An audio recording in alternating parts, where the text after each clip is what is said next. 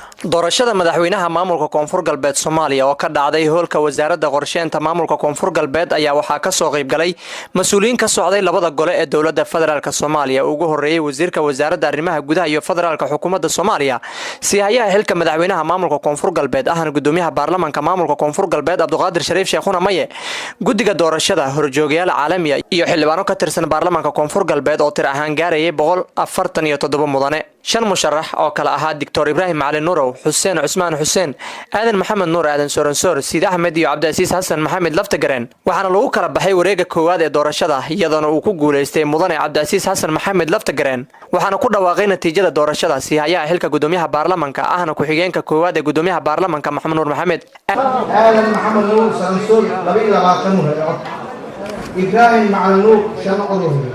Xuseen Cusmaan Xuseen 2 codod سيد أحمد شرداهر 4 عضو وقع حمادي 6 عضو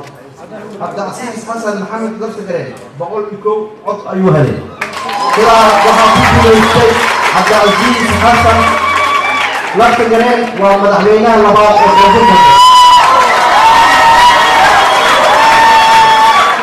Aadan Maxamed Nuur Aadan Soransoor oo ahaa musharaxii tir ahaan ugu dhawaa dhanka codadka Cabdicasiis Xasan Maxamed Laftagareen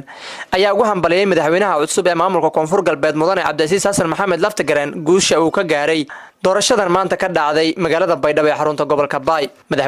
wali hambaliyay madawada walaalkay saaxiibkay mudane Cabdicasiis Xasan Maxamed Laftagareen guuluhu ku deeri مجال هو بترتم أما بني آدم ترتم لا نقول إيش ده ده كده مش نقول إيش ده تدراتيه ولا أقوله نتيجة أنتوا بيجي أقوله ولا هاي تيجي ولا شو حلاله وهاي تيجي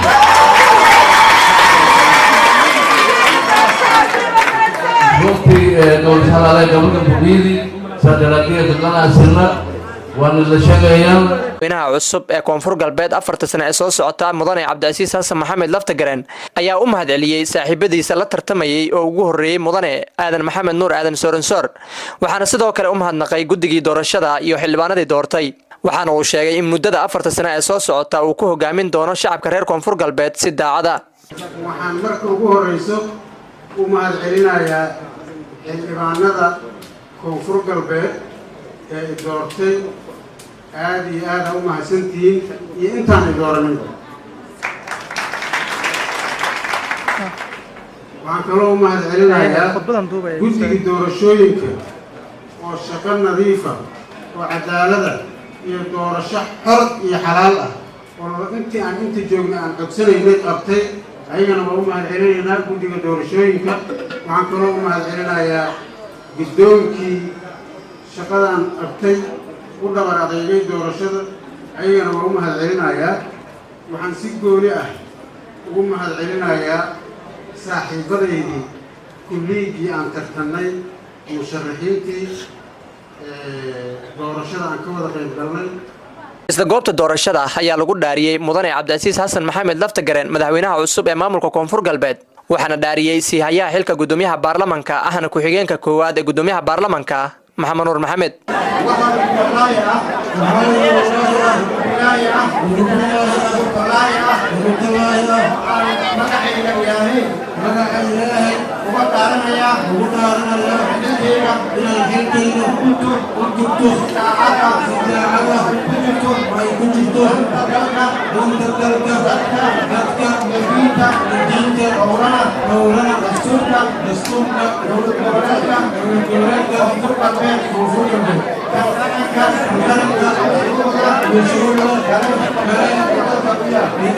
سراج شيخ warbaahinta qaranka Soomaaliya